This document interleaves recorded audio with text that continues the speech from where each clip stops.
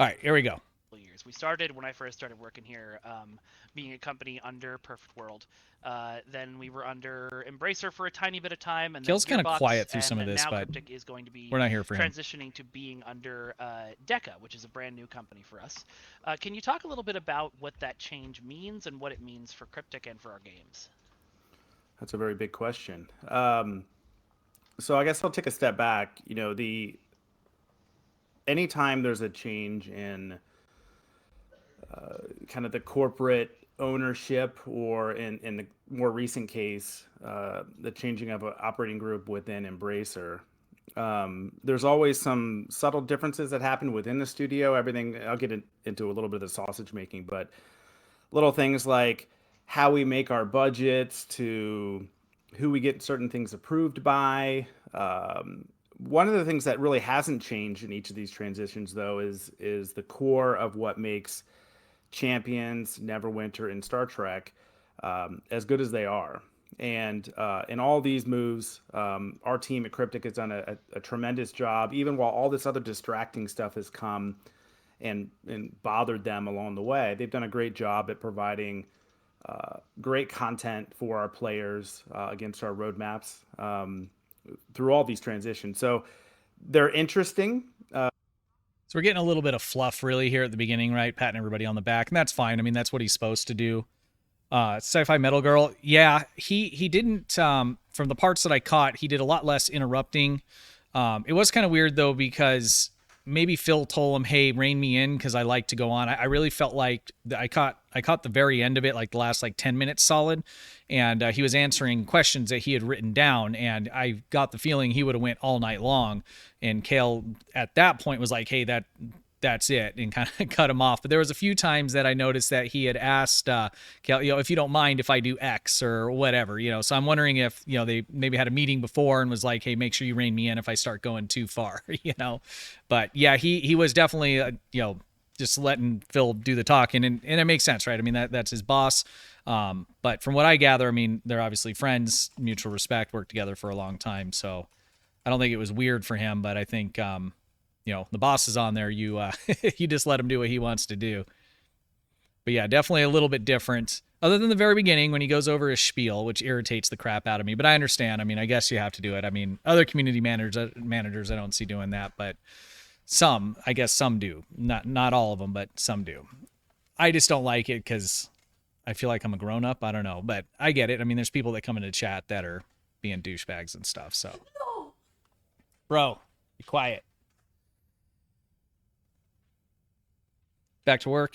All right, man. I'll catch up with you later.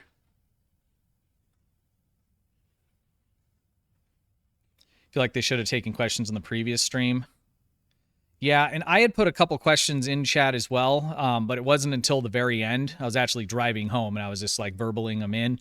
And but at that point, I think Phil had already written down, all the questions that he was going to answer throughout the stream. But I'll probably tomorrow we'll do the other half of it with the all the questions that he answered, because he does go into, I mean, he was answering everything that was there. So let's go ahead and keep it rolling along here.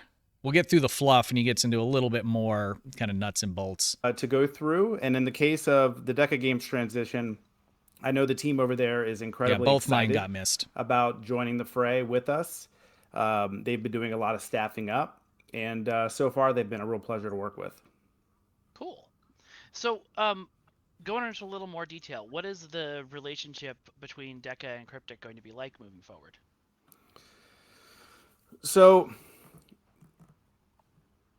when you're within a large company, there's usually there's a governance structure that exists. Everything from setting the budgets to helping us with keeping our games live, giving us feedback, things along those lines. As we're moving into Deca, we're getting to know their leadership team. They're doing a bunch of staffing up. I think the biggest change is in the short term is that they're hiring a lot of people. They're hiring a lot of people that have great expertise in running games as a service. They have a lot of expertise in all things Star Trek or D&D, and they're joining our teams along the way as we're getting them trained up in our technology, in our roadmaps. So I think in the very short term, what players should expect is just more people involved. Um, And that's something I've been thinking about, because I get a lot of whenever I cover anything like this, especially with with the transition, or I kind of had a raging one I put out last week because we had the problems with the bridge officers, and it was kind of like the last straw for me, at least that day. It was late at night. I came home to play, and anyway, so I just kind of made this rant video, and I mean I got almost 400 comments on it. None of them were real toxic, but people are, there's not all of them, but there's a lot of them that are just like, the game's going under, this is sunsetting. And he goes on to address that, but I mean, just based on what he's saying right now, and we've seen the job postings and stuff from Deca, I mean, they're spending tremendous money ramping up a team of people to support the game. And you wouldn't be doing that if you were, in the middle of sunsetting it or closing the game down. So that's not, I mean, anything could happen, right? There's unforeseen things that, not just for us, but for them, that could happen that changes that. But as of right now, I mean, just based on the actual actions, it doesn't seem to me like that is their plan, right? And again, plans change if stuff happens. But as of right now, which is all they can really comment on and what we can see, based on those job openings, and ones that have been taken down and because of hiring and stuff like that, it seems like Deck is pretty serious about ramping this up. I know Jared and Brett here on the call, they're probably growing tired of this, but almost on a daily basis, we have calls with Team Deca in design, art, engineering, teaching them about our ways, what we've done to make these games so special, what we think our community wants to see out of these games in the long term. And so I think in the coming weeks and months, you'll continue to see more of that, where more and more people from Deca will get online, start to take over the creation of some of the content of the games. And we look forward to seeing them get up to speed. So you'd say they're coming in kind of as filling in some gaps and like backup for the Cryptic teams? I think it goes a little beyond just filling in gaps. These games have been alive for a long time, over a decade in two of the cases. Well, I mean, it's probably some gap filling, right? Because we've seen quite a few people. Spencer's really detailed a lot of, the individuals. And I think he's up to like 10, 15 at least that we know about that, have left. And the team was already shrinking quite a bit. I know Kale is community manager for, I think, all three of these games, if I'm not mistaken at this point. He's also doing writing. So there's a lot of people spread across. So I think filling some gaps is probably part of it, but they're probably somewhat limited in how effective they can be, being that they have to, be ramped up and trained on their systems and all of those kinds of things. Did they lay off a bunch of people a little bit ago, or was that some other game? So Cryptic Studios, as far as I know, they didn't lay anybody off. Embracer Group, who owns Cryptic Studios, they laid off tons and tons of people. I can't remember the exact number, but it was somewhere around 10 or 15%, I believe. They closed quite a few studios. They also shut down for Cryptic at least, they had, I think, 2 other games in development, and those were shut down. And I believe that the people that were working on those games, I think they got let go, or they were brought over to the Stowe team. Oh, I'm always so bad with reading names here on the fly. Weirs Bulski. Forgive me. Thank you very much for the Prime sub. I appreciate that. Yeah, so it there was some layoffs, but not directly in Stowe. But we've seen a lot of people leave Stowe because of what's happening in this transition, and they don't really kind of go into a lot of detail, or he hasn't, in terms of kind of what's happening, with the hiring and people leaving. He does talk about it later, and I think it was in the question section where he's discussing, all these people that are leaving, and basically he chalks it up to, well, they need to diversify their portfolios, and they, some of these people worked on these games a long time, and so they, want to go do something different. From what I understand, Deck is based in Germany. I think they're mostly all remote, and from what I understand, they're doing a lot of hiring outside the U.S., and I think that the pay is not as good as what you would get working for a development studio that's based in San Francisco, which is where Cryptic Studios was before they went remote. So as far as I understand, with Star Trek Online specifically, there hasn't been any kind of layoffs that we're aware of, but there has been a lot of people that left because of the transition. And again, our speculation on what the pay looks like for that, looking at some of the job postings. And also, it's an uncertain time when this kind of thing's happening. So you have a lot of people there, self-interest, want to make sure that they can take care of themselves and their families. And so they just go find something else that looks to be more stable. And we're at a point in the life cycle where we need to make sure that we're continuing to run a good business behind Champ, Star Trek, and Neverwinter. And we got to look at things like cost, and which isn't really a fun thing to talk about when you're thinking about games and playing these games. But DECA has staff all over the world. Quite literally on not every continent, but on most continents. The Antarctica DECA staff. Yeah, there's real nobody good. down there just yet. But they have people all over the world that can contribute. And I think in the short term, you will likely see an expansion of the overall size of the teams. In the long term, I do think there's going to be a world where Cryptic starts to take more of a support function of the game while a lot of the work is happening within DECA. And then we'll have to see what happens in the long term. But right now we're trying to get them fully capable of being. Augie, I got to turn that off. I don't have my box of dad jokes. They're all packed in storage, man. I'm trying to think if I can just think of one. All right, knock, knock. I smell like mop. There you go. Think it through. All right, sorry. You totally threw me off on what he was talking about. Let me go back just a little bit here. But they have people all over the world that can contribute. And I think in the short term, you will likely see an expansion of the overall size of the teams. In the long term, I do think there's going to be a world where Cryptic starts to take more of a support function of the game while a lot of the work is happening within DECA. And then we'll have to see what happens in the long term. But, right now we're trying to get them. Yeah, so he makes that mention of, and this kind of goes back to what Tech PS said or asked, that we were going to see the team expand, because while there hasn't been any kind of like major layoffs, and we have seen some ecstasis from the company, if you compare where they're at now, or even say at the end of last year, mid last year, compared to where they were like 3 years ago, the team has certainly gotten much smaller.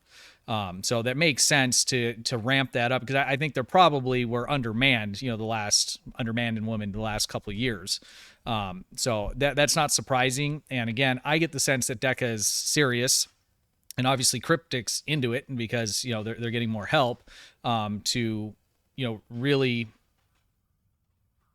push Stowe and build it up. And I don't mean build it up like it's suddenly going to be huge story arcs dropped or anything like that, but I think we're going to probably see a good, steady, solid flow of content and hopefully bug fixes and things like that.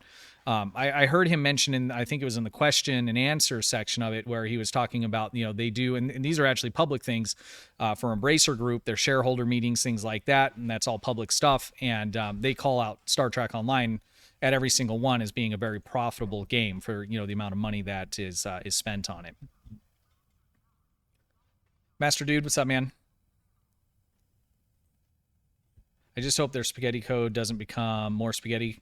Yeah, I don't know. I got thoughts on that whole thing, but I think that's down a whole nother rabbit hole. I think they'll be okay. All right, let's keep it going along.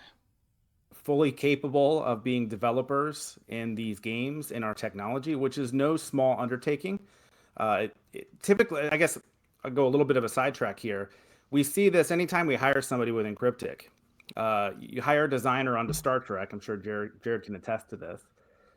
It typically takes, and I'm generalizing here, but it typically takes about a year before any individual is 100% capable in the game. And when I say that, I mean, a producer or a design lead could hand that person a piece of work and know they can finish it soup to nuts. They can actually, do all the planning for the feature. They can implement it. They can guide QA through the test process and see that feature live. The Cryptic tech is, it's a mature technology that's existed for over 20 years. We've got a lot of functionality under the hood, and it takes a while for people to actually fully grasp not only how the editors work, but how all the features touch each other and why they're important, why they matter to our business. And we think it's going to take decades of time to get that to that same level of knowledge. Cool. He said something interesting there. I wonder if maybe it was just kind of a slip, because he's talking about the systems, the ramp up time, learning that spaghetti code. I think a lot of it's done in their editor. There's probably sometimes they have to go down into the code part of it. But in that statement where he's talking about ramping these guys up and girls for to be able to technically be able to use their software and all of this stuff, he says the parts that are important to the business. And I wonder if that's just a slip, or I think it's probably also he comes from, like, he started off with budgets, cost benefit analysis, those kinds of things. So I think a lot of that's kind of, he's seeing the whole game and everything through that prism. But it just kind of caught my attention when he kind of tied it to what's important to the business, right? Because all of it would be important to the business, making the game work and developing it and that kind of thing. But it made it sound like, well, there's specific things within that, right? Like, we don't often see any bugs with lockboxes, do we? There's no lag in opening those up. He did say nuts. That is correct. You guys are out of control. Get the whole training thing. No doubt that's a lot of time. Yeah. I mean, there's going to be but and I said this a couple weeks back. It's not like they're learning a total alien language, right? They understand the context and how things, generally work. Now, granted, all the software works a little bit different. And, in the base code, there's going to be, limitations and things compared to, if they're coming from Unreal. But it's not like they're having to decipher something with just no context or idea whatsoever. And the fact, obviously, that, Cryptic is training these new people as well, and they do have that experience. I'm hoping, too, that some of these new people will be able to have kind of a fresh perspective in looking at some of this stuff and hopefully work out some of the ongoing issues that, we've really kind of dealt with for a long time. I'm assuming right now we don't really have any idea of a timeline on how these things are going to take. They're just going to take as long as they're going to take. I mean, there is a timeline. I'll say we started the discussions with DECA. I want to say it was back in November of 2023. So we're 4 months into the transition process right now. The ambition at the beginning was that the rough transition would take place over the course of a year, and so that'll put you into this fall, maybe early winter, when things have effectively transitioned. But obviously, we need to get the people hired. We have to get them trained, and I think the reality of the transition will further inform the timeline that we're working under. Okay, cool. And then mac and ketchup, which I don't know if that sounds delicious or disgusting. I'll have to figure it out. Well, before we move on, so timeline for transition, they're shooting for basically winter right now. And that is going to vary depending on how quickly they can get everybody trained up. I'm still kind of unclear, though, of what the why two companies. So, is Cryptic going to end up disappearing at some point? Or is it going, I don't know. It's just kind of a weird thing. And maybe, because I guess if it was going to go away, you don't want the CEO and the boss to be sitting here in front of, his employees, talking about, once the transition's done and, we'll all not have a job, right? Or, I don't know if they're all being offered jobs by DECA or what's going to happen there. But that's something I've kind of been wondering about, because transition to what? DECA's doing most of it, but you still have Cryptic helping. Like, doesn't really, that wouldn't really make any sense. Then the food tangent. Yes, I caught a part of this. Later, asked in barbecue chat, sauce, big right? question that I know we wanted to tackle today. Are Cryptic or DECA planning on sunsetting any of the games, Champions, Star Trek, or Neverwinter, at any point in the future? That's a fantastic question. I'm glad somebody asked it. Did you say mac and ketchup? Mac and ketchup. So now he says, "Come eat me." Yeah, funny enough. So my wife thinks I'm crazy because whenever she makes mac and cheese, I like to mix it with barbecue sauce. And so mac and ketchup, I've actually never tried that combo before, but mixing mac and another condiment in my case, barbecue sauce has been something that I don't know why, but I really enjoy that flavor Kale's face combo. is good Anyways, right That here. might be worth it. He's just like, yeah. So are the 3 games going to get sunset? No. I want to make sure it's equivocally understood that the plan as of right now is to continue supporting all 3 games. So I'm talking about Champions Online, I'm talking about Star Trek Online, and Neverwinter for many years to come. We have licenses with Paramount and WotC for those games specific that last several more years. And so while the transition... What's WotC? Do you guys know what that is? I've never heard that name, at least. Well, I have never heard it, but I definitely haven't heard it around Star Trek or anything. Is that tied to like Neverwinter or Champions Online or something like that?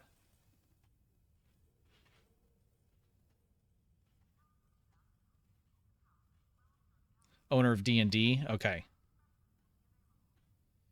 And I'm not real familiar with like Neverwinter. Is Neverwinter a part of like the D&D franchise?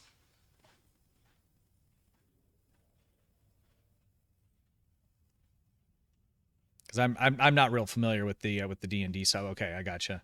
You hope that they change the lock boxes, like yeah.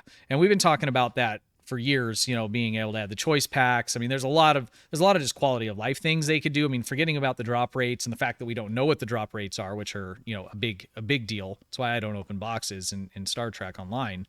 But there is just a bunch of just quality of life stuff that I think we'll probably see happen, because that's a huge source of income, and you want to make, as a company making money off that, you want to make that transaction process as painless as possible. Transition may see some change in terms of who's working on the games, who's supporting the features, in some cases who's talking to the community, who's really running the ship. The intent here is to keep these games running for a long time. That's specifically why this change is being implemented.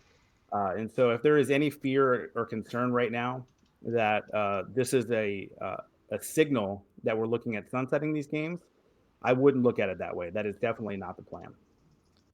And I take him at his word at that. I agree with that. I mean, based on the actual actions that we're seeing, like I said just a few minutes ago, with the hiring that they're doing and those kinds of things, it doesn't make sense that they would be, the secret plan would be to sunset it or go into maintenance mode. It just wouldn't make any sense. They wouldn't need to hire, community managers that, have, an understanding of, the Star Trek universe and those kinds of things.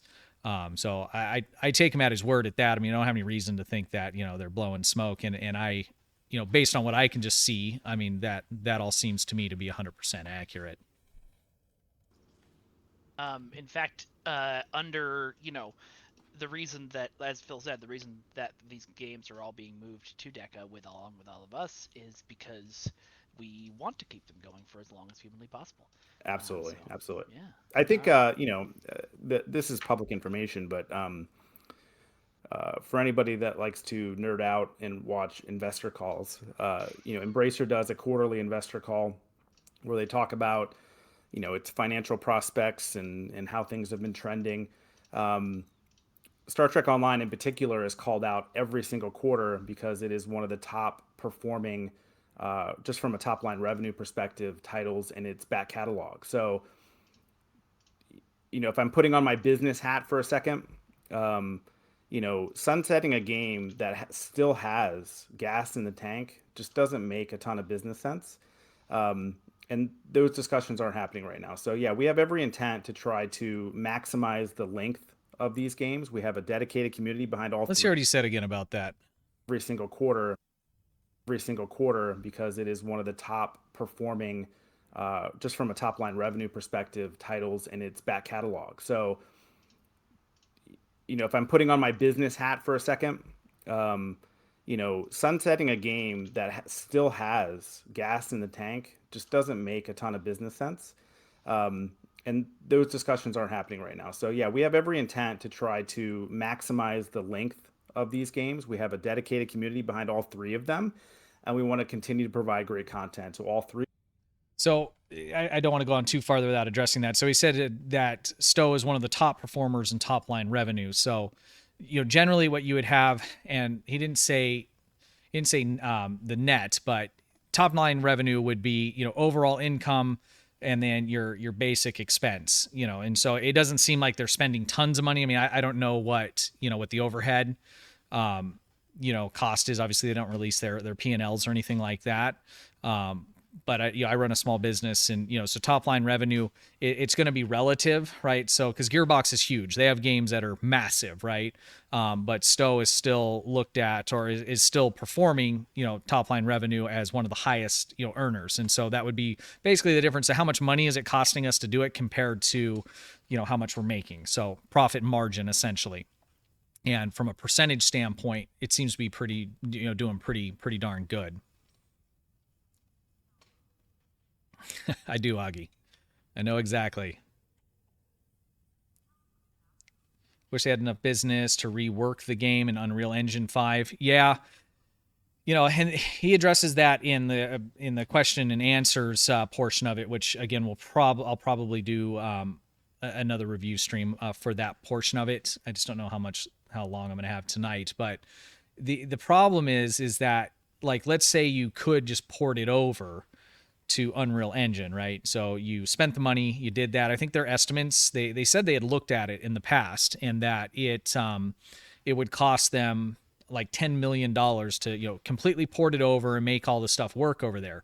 The issue is that everything's still going to basically look the same, because none of the assets, all your ships, your characters, the way that the beams come out of your weapons, all of that's an asset that was made for the other engine. And even if it's compatible, it's going to look exactly the same, because it's you have your engine, and then parts are created, the model for your gun or for your ship, and then that is put into the engine, right? And the engine then determines how it moves around and how the lighting reflects on it and those kinds of things, right? So even if you had another engine that the game would run on, and you took those ships and put it in that new game or new engine, they're all going to basically still look exactly the same. Now, new ships that they build, they could make using the tools from the new engine, but you would have to go back and basically remaster everything in the game again. Essentially, you just be rebuilding the game. So it's just I just don't. It's not going to happen, guys. I just don't see that happening at all. It doesn't make sense. They'd be better off just building a new Star Trek game, which is going to take years and years and years, and going that route. Because to do all of that, I mean, the amount they wouldn't have any top line revenue. Let's put it that way. If they went and did that, and if they don't have any top line revenue, what's happening is Embracer Group is canceling them, like they did to a whole bunch of other games that weren't making money. Expansion type releases, I agree. I mean, I think there's definitely better ways to monetize the game, and I don't want to get too off track of the video section, but there are, I mean, in my opinion, there's and I think many of your guys' opinions, the issue again with Stowe is that the whole thing is modeled around you buying ships. That's where they make their money, and it's not even just like a decision like that they can change right now, because think about it, right? Let's say you buy a ship. That ship has what, up to 13, 14 slots on it. You have weapons on it, and where do, all the consoles, a lot of the consoles you want to use, the starship traits, you can have up to 7 of those. The entire shipbuilding process, for the most part, is monetized. That's where they make their money. They make money off you building your ships. Now, I know there's a million ways to go about doing it for free, grinding dill, the events, all of that, right? So yes, you can put in a lot of time and a lot of work and get around some of that, but it's going to take you a long time, if you want to really get everything you want, or, the new shiny comes out and you want that, or, there's some sort of new build meta, or they change some mechanics and, now you need some different traits. All of that costs money. I mean, some of these meta builds that people have, it costs $2,000 to put together, if you were just to whale out and force it. So that is the way the game is monetized, is ship. It's not even just the ships, it's the ship building. And so I don't know how they would go and change that. And I guess what they could do, is just add it, right? So leave everything the same, but do big, nice expansions that are worth $40 or $50, and then let us buy them. But, then you also run into, well, what if you don't buy them? Now there's paywalls, right? And right now the game has no paywalls for any of the content in the game, which is something that's actually really nice. And a lot of games, don't do that. So there's trade-offs, from switching from the way it's currently monetized to, going a different path. Because there's some people where they just want to play Star Trek. They're not chasing everything. They do want some stuff. They're willing to spend $30 maybe, once a year or something like that, and they can enjoy the entire game with just spending $30 or no dollars, right? And they just play the game on their Tier 5 ship until they do a full event campaign, and then they can pick themselves up a few things nice now with the changes that they made, and they can play for years and years and not have to worry about it. So there's definitely two sides of that coin, and there's a lot of times I'm saying I wish they did X, and then I really kind of think it through, and I might not change my mind, but I can imagine like 50% of people would be like, actually, I don't know if I want that, right? Because I don't want to have to pay for the game. I'm okay for just paying for stuff in the game if I want it. So I don't know. That's my little rant on on that. But I mean, there's a lot of ways that they could improve the current model, I think, to make it, a lot more fair. And I should probably look at the camera when I'm talking. I'm like looking at chat like I'm talking to you guys. But yeah, so I mean, right now I've accepted it for what it is. I just want it to work well, and I want it to continue, and I'd like to see steady release of content. I mean, it's a 14-year-old game. And they say, well, you can't teach an old dog new tricks, and I think that's kind of true. I mean, it just, I don't know that it makes sense for them to do any of that, Don't want anybody to be included. Yeah. And I mean, they could leave part of it still all free, but you don't get the expansion. I don't know, guys. I don't really see it happening. Let's get back to the video, or I'm going to end up being up way later than I need to. We're only going to about 20 minutes on this, so we're getting close to the end. If everybody still wants to go, maybe we'll look at some of the question and answers, because I thought that was pretty interesting as well. Card, no reason to apologize, man. Be those audiences as long as we can. All right. Well, the next thing we're going to move on to is both Brett and Jared have, in the spirit of showing you, that the games are not being closed down and that we have a lot of gas left in the tank, are going to be showing you off a little PowerPoint presentation here. The height of entertainment, everyone, PowerPoint presentations. But I had a question I wanted to answer really quick here. Stu1701, yes, DECA is planning on maintaining the relationships with both Paramount and with alumni actors from Star Trek. We're in the process of teaching them how to do that right now. So, cool. All right, so let us dive into this lovely presentation. Gentlemen, let me share a screen with you so you can see where we are in the presentation. Just a moment. It's a fancy slide. So fancy.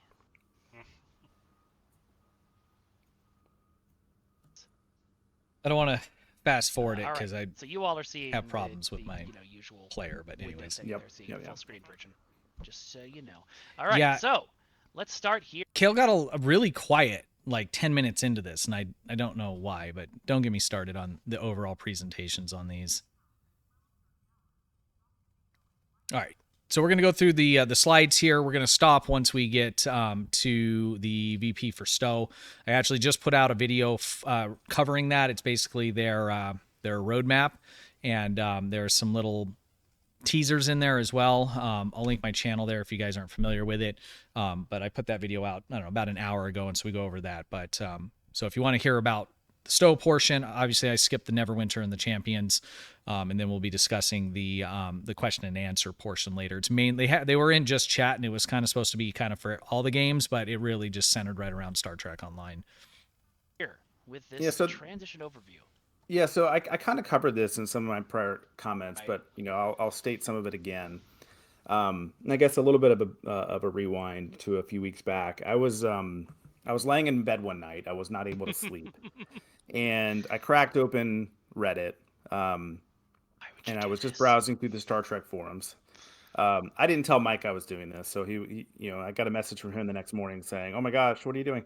But I was a little I was checking out the forums, and I noticed that there was this a bit of a theme, not in all the different posts, but in several of them, where people were they wanted more information on what this whole DECA process meant to the games that you all love and enjoy. And so, I didn't have a verified account there or anything, so I just started posting and answering some questions on there. And the next day, I made a more official looking post where I made, I was trying to make two major points. So one, which a point that I've already made today, we're not intending to sunset these games, and so the intent with all this process is to make sure they can last for as long as possible, so we can continue to run a good business behind all three of the games. The second point is actually on this slide here. The plan as of right now, and again, this is always subject to change. I'll put an asterisk on this one, just because there's still a lot of training that has to happen. There's a lot of knowledge that has to be developed over by our friends at DECA. But our intent right now is to maintain, or what I would call, I think in my post, provide a steady state in terms of content, cadence, content mix. And so what we're trying to do right now with our friends over at DECA is help them understand, the types of content that we think our community really enjoys, the types of content that we think maybe the community doesn't enjoy, so that they can basically get up to speed and learn how to develop the content that matters most first. And as it says here, we want to continue with Star Trek episodes. We want to continue with Neverwinter modules and Champions updates throughout the year. We're still looking at several releases per year across each of these games, in addition to the support we provide almost on a weekly basis in terms of server maintenance and bug fixing. And, think about the size of the releases today in terms of the amount of content, the amount of individual pieces and parts. That's about what we're trying to continue to do as well. Of course, all this could be influenced by what's happening in the business, but our intent is to provide the same basic type of roadmap right now, through the transition, and even after the transition. Secondarily, we are actively working with DECA to onboard them into our tech and our products, as it says on the slide here. This process is, you'd like to think, I think I know I would have liked to think back in November that it's a pretty straightforward process, but I've seen a couple of comments in the Twitch chat already. We have a real issue with time zones. A lot of them are in Eastern Europe, and booking meetings with them that don't happen after 9 p.m. their time means we have to do a lot of our training in the morning in the West Coast here in California. So that's a real issue. Sometimes there can be a little bit of a language barrier. There's a real... That's got to be a nightmare, trying to do training and coordinating with people all over the world like that. And like I said earlier, I mean, most of who's getting hired, not all of them, but most of people that we've seen hired or their LinkedIn's changed like that seem to be outside the U.S. We're almost at the end of his segment, so let's go ahead and keep it going. Technology barrier, where a lot of our code and art, our source assets are based here in California, and anytime somebody over there wants to get latest in our tools, it can take them quite some time if they haven't got latest in a while. And so we're working through all those things, and we're learning in real time as we go through this process.